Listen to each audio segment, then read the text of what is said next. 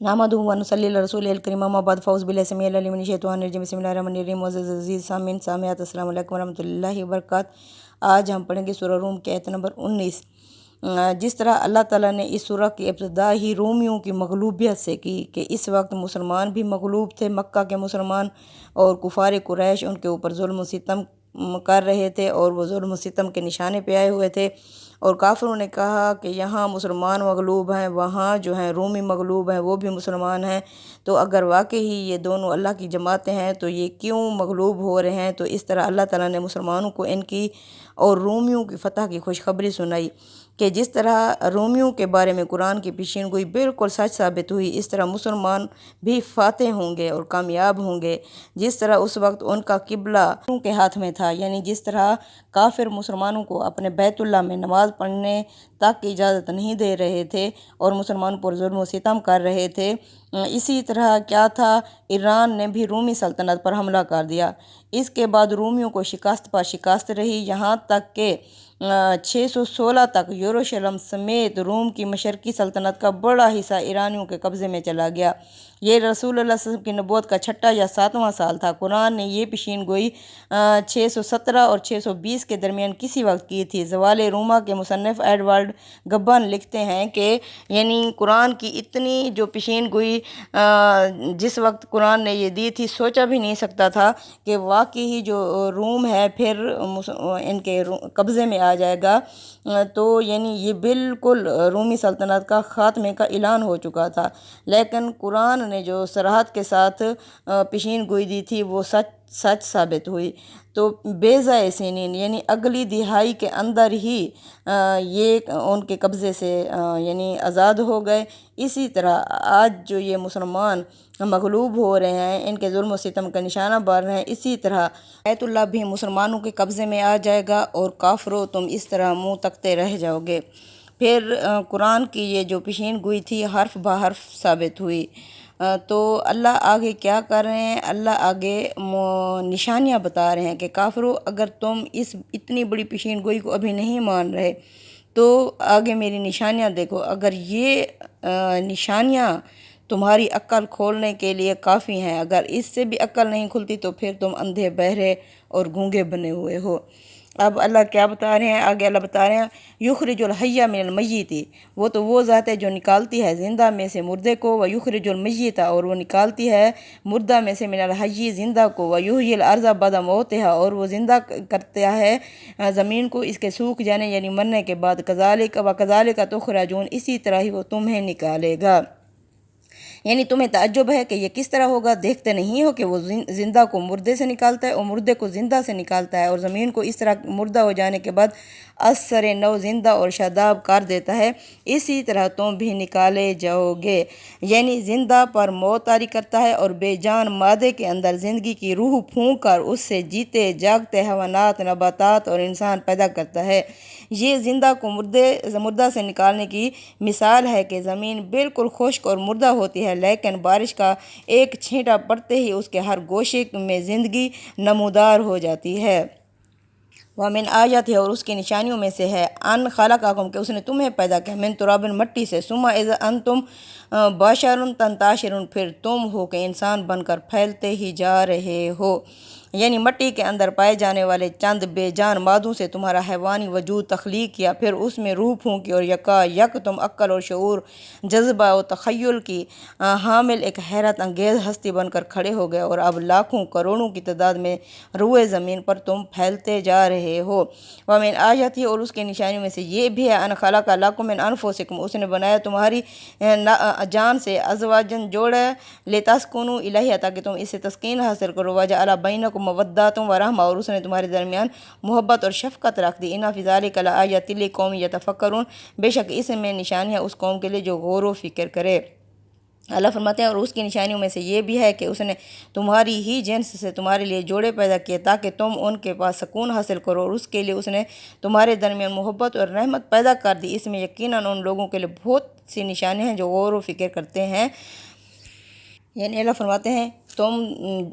دونوں میں اللہ تعالیٰ نے محبت اور شفقت رکھ دی، یعنی انسان کی صرف ایک صنف نہیں بنائی بلکہ اسے دو صنفوں کی صورت میں پیدا کیا، مذکر اور مؤنث، اور دونوں کے اندر الگ الگ انفرادی خصوصیات رکھ دیں، لیکن پھر ان میں ایسی مناسبت پیدا کر دی کہ دونوں ایک دوسرے سے تسکین اور راحت حاصل کرتے ہیں، جس کے لیے محبت رحمت کا ایسا جذبہ ان کے اندر ودیت کر دیا کہ انہیں وہ ایک دوسرے کی طرف کھینچ لے جاتا ہے اور زندگی بھر کے لیے ایک دوسرے کا خیر خواہ، ہمدرد، غمخوار اور شریک رنج اور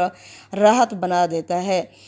سبحان اللہ۔ اللہ فرماتے ہیں اس میں نشانیاں ہیں غور کرنے والوں کے لیے۔ اب غور کون کرتا ہے؟ یعنی اس بات کی نشانیاں کہ یہ کائنات بے خدا نہیں ہے اور نہ اس کے بہت سے خدا ہیں، بلکہ ایک ہی خدا جو اس کا تنہا خالق اور مالک اور فرما روا ہے۔ اس کے لیے کچھ مشکل نہیں کہ جس طرح اس نے پہلی مرتبہ پیدا کیا اسی طرح دوبارہ بھی پیدا کر دے گا، چنانچہ لازماً پیدا کرے گا اور تم سب ایک دن اس کے سامنے جواب دہ ٹھہرو گے۔ اس لیے یہی اس کے عدل و انصاف کا تقاضا ہے۔ استاد امام امین احسان اسرائی اس موقع پر لکھتے ہیں کہ اس کے اندر ایک واضح نشانی تو اس بات کی ہے کہ اللہ تعالیٰ نے اس کائنات میں ہر چیز جوڑا جوڑا پیدا کی اور ہر چیز اپنے مقصد وجود کی تکمیل اپنے جوڑے کے ساتھ مل کر کرتی ہے۔ اس سے یہ اشارہ نکلتا ہے کہ اس دنیا کا بھی ایک جوڑا ہے جس کو آخرت کہتے ہیں، اسی آخرت سے اس دنیا کی غایت کی تکمیل ہوتی ہے۔ اس میں دوسری نشانی یہ ہے کہ ہمارا خالق نہایت مہربان اور محبت کرنے والا ہے۔ اس نے ہمارے اندر جوڑے کی طلب دی تو ہماری ہی جنس سے ہمارا جوڑا اس نے پیدا کیا، پھر دونوں کے اندر محبت اور ہمدردی کے جذبات بھی ودیت فرمائے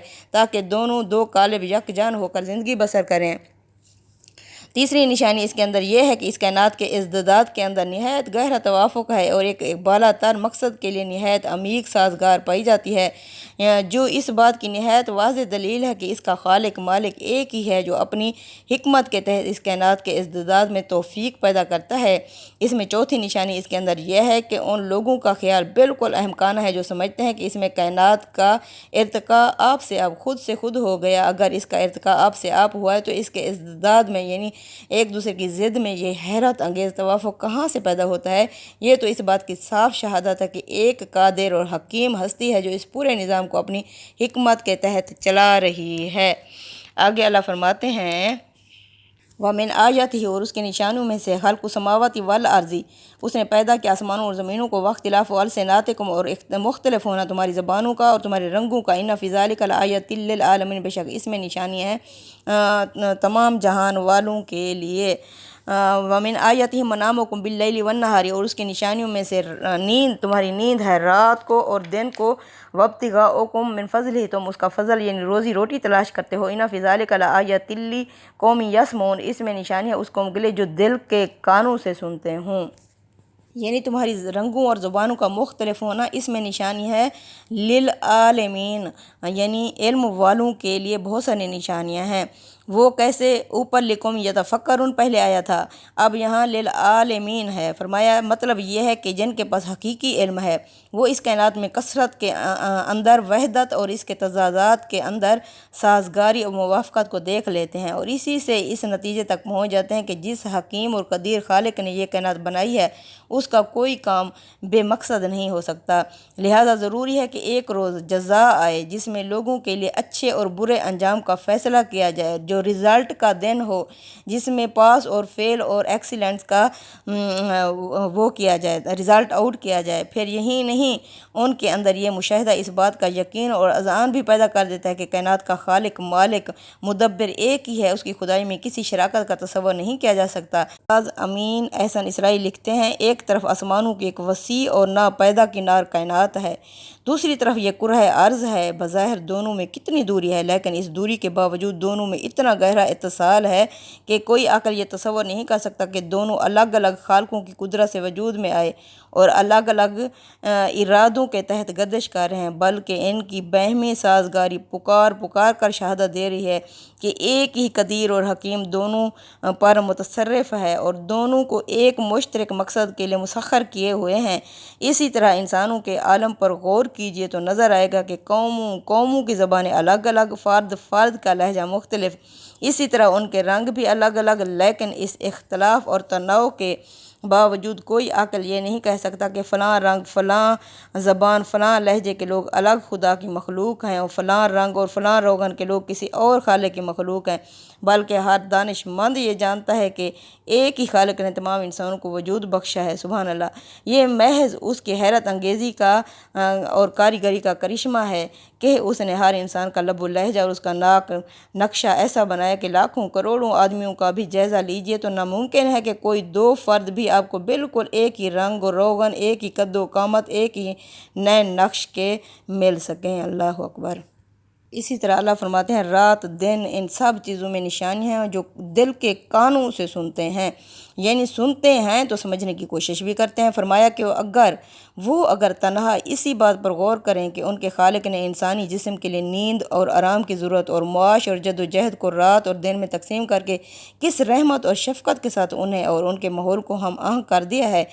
کیا یہ چیز صاف صاف ایک رب کریم اور رحیم کے وجود کا پتہ نہیں دے رہی؟ کیا اس کے بعد بھی انسان کہہ سکتا ہے کہ یہ سب کچھ اتفاقاً ہو گیا، یا اس میں ایک سے زیادہ خداؤں کی خدائی متصور ہے، یا اس کائنات کا خالق اسے یوں ہی ختم ہو جانے دے گا؟ اس میں اگر غور کیجئے تو مخالفین کے رویے پر ایک نوعیت کی تاریز ہے، یعنی طرز کیا گیا ہے کہ سنتے بھی ہیں تو سمجھنے کی کوشش نہیں کرتے، بلکہ اندھے بہرے ہو کر مخالفت کے لیے آستینیں چڑھا لیتے ہیں۔ آگے چلیں، اللہ نے اور نشانیاں بتائی ہیں۔ وَمِنْ آیَاتِهِ يُرِيكُمُ الْبَرْقَ خَوْفًا وَطَمَعًا، اور اس کی نشانیوں میں سے ہے وہ تمہیں دکھاتا ہے بجلی خوف اور امید سے، وَيُنَزِّلُ مِنَ السَّمَاءِ مَاءً، اور برساتا ہے آسمان سے بارش، فَيُحْيِي بِهِ الْأَرْضَ بَعْدَ مَوْتِهَا، پھر زندہ کر دیتا ہے اس بارش سے مردہ زمین کو۔ إِنَّ فِي ذَلِكَ لَآيَاتٍ لِقَوْمٍ يَعْقِلُونَ، بے شک اس میں نشانیاں ہیں اس قوم کے لیے جو عقل اور سمجھ رکھتی ہو۔ یعنی جو بارش ہوتی ہے اس میں اللہ فرماتے ہیں خوف بھی ہوتا ہے اور امید بھی ہوتی ہے، یعنی اپنے وجود سے تعلیم دیتی ہے کہ نعمت نقمت سب خدا ہی کے ہاتھ میں ہے، اور وہ جزا اور سزا دونوں پر پوری طرح قدرت رکھتا ہے اس کے لیے اپنی جس نعمت کو چاہے نقمت اور جس نقمت کو نعمت میں تبدیل کر دے، یعنی اس میں خوف بھی ہوتا ہے اور امید بھی ہوتی ہے۔ اللہ فرماتے ہیں چاہے تو وہ خوف والی بجلی گرا دے، چاہے تو امید والی تمہارے رحمت کی بارش برسا دے۔ اسی طرح وقت کا جو رسول آتا ہے وہ وحی لے کے آتا ہے، اس وحی سے اللہ فرماتے ہیں نیک ہستیاں قبول کر لیتے ہیں اسلام کو، اور جو دوسرے ہوتے ہیں تو وہ پھر آگ کا ایندھن بن جاتے ہیں۔ اللہ یعنی ان دونوں رحمتوں میں جس کو نعمت کر دے، جس کو نقمت کر دے۔ دیکھیں اللہ کی نشانیاں، وَمِنْ آیَاتِهِ أَن تَقُومَ السَّمَاءُ وَالْأَرْضُ بِأَمْرِهِ ثُمَّ إِذَا دَعَاكُمْ دَعْوَةً مِنَ الْأَرْضِ إِذَا أَنْتُمْ تَخْرُجُونَ، اور اس کی نشانیوں میں سے یہ بھی ہے کہ زمین اور آسمان اسی کے حکم سے قائم ہیں، پھر جب وہ زمین سے نکلنے کے لیے تم کو ایک ہی بار پکارے گا تو سنتے ہی نکل پڑو گے، یہ کہ دوسری مرتبہ پکارنے کی ضرورت پیش نہیں آئے گی۔ زمین اور آسمان کے قیام و استحکام میں خدا کی قدرت حکمت کا اظہار جس حیرت انگیز طریقے سے اور جس اعلیٰ سطح پر دیکھ رہے ہو وہ یہ بتانے کے لیے کافی ہے کہ وہ اگر ایک ہی پکار دے تو ممکن نہیں ہے کہ زمین اور اس کے حکم سے سرتابی کی جسارت کرے یا آسمان اس سے سرمو انحراف کر سکے۔ مَن فِی السَّمَاوَاتِ وَالْأَرْضِ كُلُّهُ قَانِتٌ، اسی کا ہے جو آسمانوں اور زمینوں میں ہے، ہر چیز اسی کی ہی فرما بردار ہے۔ وَهُوَ الَّذِی، وہ تو وہ ذات ہے، يَبْدَأُ الْخَلْقَ، جس نے ابتدا کی تخلیق کی، ثُمَّ يُعِیدُهُ، دوبارہ بھی وہی پیدا کرے گا، وَهُوَ أَهْوَنُ عَلَیہِ، ایسا کرنا اس کے لیے بہت آسان ہے، وَلَهُ الْمَثَلُ الْأَعْلَىٰ، اسی کی ہی مثالیں بلند ہیں، فِی السَّمَاوَاتِ، آسمانوں میں، وَالْأَرْضِ، اور زمینوں میں، وَهُوَ الْعَزِیزُ الْحَکِیم، اور وہ زبردست حکمت والا ہے۔ وہی ہے خلق کی ابتدا کرتا ہے، پھر وہی اسے دوبارہ بھی پیدا کرے گا، یہ اس کے لیے زیادہ آسان ہے۔ زمین اور آسمانوں میں سب سے بالا تر صفت اسی کی ہے، وہی عزیز اور حکیم ہے۔ یعنی اللہ تعالیٰ دوبارہ کس طرح پیدا کرے گا؟ اللہ فرماتے ہیں ایسا کرنا اس کے لیے بہت آسان ہے۔ مطلب یہ ہے کہ پہلی تخلیق کا جو مظاہرہ ہر آن دیکھ رہے ہو، اس کے بعد دوسری تخلیق کو پیدا کرنا کس طرح مشکل خیال کرتے ہو؟ اگر کوئی مشکل تھی تو پہلی تخلیق میں تھی، اسے تو ہر حال میں آسان تر ہونا چاہیے۔ اللہ فرماتے ہیں اسی کی مثالیں بلند ہیں، اصل مثالیں اللہ کی ہیں جو بلند ہیں۔ ہم اللہ کو اپنے اوپر قیاس کر کے کہتے ہیں کہ اللہ کیسے دوبارہ پیدا کرے گا؟ اللہ فرماتے ہیں ایسا کرنا اللہ کے لیے بہت آسان ہے، کیونکہ وہ عزیز اور حکیم ہے۔ یعنی زمین و آسمان میں تمام اعلیٰ صفات کا حقدار وہی ہے، ان میں کوئی دوسرا اس کا شریک اور سہیم نہیں ہو سکتا، لہٰذا وہی سب سے بالا تر ہے اور اپنے تمام ارادوں میں سراسر حکمت ہے۔ استاذ امام لکھتے ہیں مطلب یہ ہے کہ اس کے لیے کوئی کام بھی مشکل نہیں ہے، اس کے ارادے میں اس کی حکمت کے سوا کوئی چیز بھی دخیل نہیں، اور اس ساری کائنات میں کوئی نہیں جو اس کی صفات میں برابری کر سکے۔ بے شک اس سے یہ بات لازمی طور پر نتیجے کے طور پر آپ نکل آئی ہے کہ جب صفات میں کوئی اس کی برابری کا نہیں تو حقوق میں بھی کوئی اس کی برابری کا ہو ہی نہیں سکتا۔ آگے اللہ نے یہ بات ایک مثال کے ذریعے سے سمجھائی ہے۔ ضرب لکم مثلا من انفسکم، اللہ مثال بیان کرتا ہے تمہارے لیے تمہاری اپنی ہی جنس میں سے۔ حل لکم مما ملکت ایمانکم، کیا تمہارے جو ہاتھ میں ملکیت یعنی غلام اور لونڈیاں ہیں، من شرکاء فیما رزقناکم، کیا وہ شریک ہیں تمہارے اس رزق میں سے جو ہم نے تمہیں دیا ہے، فانتم فیہ سواء، کہ تم برابر ہو جاؤ دونوں، تخافونہم، کیا تم ان سے ڈرتے ہو، کخیفتکم انفسکم، جیسے کہ تم اپنے جیسے سٹینڈرڈ کے لوگوں سے ڈرتے ہو، کذالک، اسی طرح نفصل الآیات، ہم تفصیل سے بیان کرتے ہیں اپنی آیات، لقوم یعقلون، اس قوم کے لیے جو عقل یا سمجھ رکھتی ہو۔ تم پر تعجب ہے، اس کے باوجود اس کے شریک ٹھہراتے ہو۔ خدا نے تمہارے لیے خود تمہاری ذات سے مثال بیان کی ہے، ذرا بتاؤ کہ ہم نے جو رزق اور فضل تمہیں بخشا ہے، کیا اس میں تمہارے مملوکوں میں سے بھی کچھ تمہارے شریک ہیں کہ تم اور وہ اس میں برابر ہو گئے ہو، یا جس طرح تم اپنوں کا لحاظ رکھتے ہو اسی طرح ان کا بھی لحاظ رکھتے ہو؟ ہم ان لوگوں کے لیے جو عقل سے کام لیں اسی طرح اپنی ایتوں کی تفصیل کرتے ہیں، لیکن یہ عقل کہاں سے لیں گے؟ بل اتبع الذین ظلموا، بلکہ پیروی کرتے ہیں وہ لوگ جو ظالم ہیں، اہواءہم، اپنی خواہشات کی، بغیر علم کے، فمن یہدی، پس کون ہدایت دے گا اس بندے کو، من اضل اللہ، جسے اللہ نے گمراہ کر دیا ہو اپنے قاعدے اور قانون کے مطابق، وما لہم من ناصرین، اور ان کا کوئی بھی مددگار نہ ہو۔ اللہ فرماتے ہیں یہ کہاں سے عقل سے کام لیں گے؟ بلکہ ان ظالموں کا حال تو یہ ہے کہ انہوں نے بلا دلیل اپنے تخیلات کی پیروی کر رکھی ہے، پھر انہیں کون ہدایت دے سکتا ہے جنہیں اللہ نے بھٹکا دیا ہو؟ ان کا اب کوئی مددگار نہیں ہے، یعنی اپنے اس قانون کے مطابق بھٹکا دیا ہو جو اپنی گمراہی میں اصرار ہی کرتے رہے، انہیں پھر اللہ اسی راستے میں ڈال دیتا ہے جس پر وہ جانا چاہتے ہیں۔ اللہ فرماتے ہیں ان کا کوئی مددگار نہیں ہوگا، یعنی نہ دنیا کی ضلالت سے نکالنے کے لیے کوئی مددگار ہوگا اور نہ ہی آخرت میں برے انجام سے بچانے کے لیے کوئی مدد کہیں سے انہیں ملنے کی توقع ہے۔ یہ اب اسی ہرزہ گردی میں اپنی زندگی گزاریں گے۔ اللہ فرماتے ہیں کیا تم اپنے غلاموں اور لونڈیوں کو اپنے رزق میں شریک نہیں کرتے تو اللہ اپنی خدائی میں کس طرح انہیں برابر کر دے گا؟ اقم وجہک للدین حنیفا، فطرۃ اللہ التی فطر الناس علیہا، لا تبدیل لخلق اللہ، ذالک الدین القیم ولکن اکثر الناس لا یعلمون۔ یہ حقائق مبرہن ہو گئے، سو اے خدا کے ہو کر تم اپنے باپ ابراہیم کی طرح اب اپنا رخ اس دین کی طرف کیے رہو، تم اللہ کی بنائی ہوئی فطرت کی پیروی کرو، اے پیغمبر صلی اللہ علیہ وسلم، جس پر اس نے لوگوں کو پیدا کیا۔ اللہ کی بنائی ہوئی اس فطرت میں کوئی تبدیلی نہیں ہو سکتی، یہی سیدھا راستہ ہے، لیکن اکثر لوگ نہیں جانتے۔ اللہ فرماتے ہیں تم ایک خدا کے ہو کر اللہ کی بندگی کرو۔ اصل میں لفظ حنیفہ آیا ہے، یہ قرآن میں خاص طور پر اس یکسوئی اور حنیفیت کے لیے استعمال ہوتا ہے جس کی بہترین مثال حضرت ابراہیم علیہ السلام نے قائم فرمائی تھی۔ آیت میں خطاب اگرچہ نبی کریم صلی اللہ علیہ وسلم سے ہے، لیکن آگے حال اور خطاب میں جمع کے صیغوں سے قرآن نے واضح کر دیا ہے حضور صلی اللہ علیہ وسلم کے واسطے سے در حقیقت تمام مسلمانوں کو مخاطب کیا جا رہا ہے۔ تم اس طریقے کی پیروی کرو جو اللہ نے لوگوں کے لیے پیدا کیا ہے۔ مطلب یہ ہے کہ یہ دین کوئی خارجی چیز نہیں ہے جو اوپر سے تم پر لادی جا رہی ہے، یہ عین تمہاری فطرت کا ظہور ہے۔ اس سے اختلاف کرو گے تو گویا اپنے ساتھ اختلاف کرو گے اور اپنے ہی باطن میں چھپے ہوئے خزانے سے اپنے آپ کو محروم کر لو گے۔ استاذ امام امین احسن اصلاحی لکھتے ہیں اس سے واضح ہوا کہ جو فلسفی یہ کہتے ہیں کہ انسان اپنی فطرت کے اعتبار سے ایک صفحہ سادہ اور تمام تر اپنے ماحول کی پیداوار اور الف اور عادت کی مخلوق ہے، ان کا خیال بالکل غلط ہے۔ انسان کو اللہ تعالیٰ نے بہترین ساخت اور بہترین فطرت پر پیدا کیا ہے، اس کو خیر و شر اور حق و باطل کی معرفت عطا فرمائی ہے، اور زندگی اور نیکی کو اختیار کرنے اور بدی سے بچنے کا جذبہ بھی اس کے اندر ودیت فرمایا ہے، لیکن اس کی یہ فطرت حیوانات کی جبلت کی طرح نہیں ہے کہ وہ اس سے انحراف نہ اختیار کر سکے، بلکہ وہ اپنے اندر اختیار بھی رکھتا رکھتا ہے۔ اس وجہ سے بسا اوقات وہ اس دنیا کی محبت اور اپنی خواہشوں کی پیروی میں اس طرح اندھا ہو جاتا ہے کہ حق اور باطل کا شعور رکھتے ہوئے نہ صرف باطل کی پیروی کرتا ہے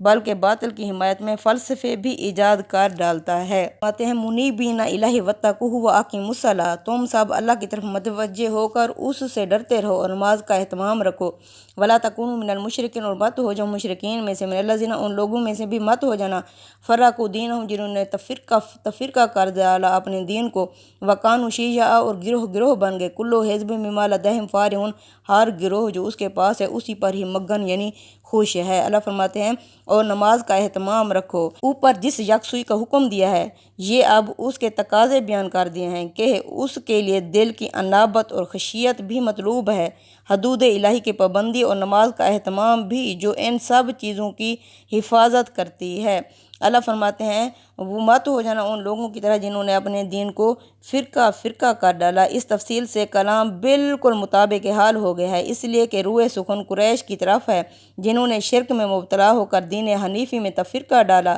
اور ایک خدا کی بجائے سینکڑوں خدا بنا ڈالے، جس کے نتیجے میں ہر خدا کے پیرو اپنے امتیازات کے ساتھ ایک الگ گروہ بن گئے ہیں۔ اس میں مسلمانوں کو مخاطب کر کے در حقیقت انہی سے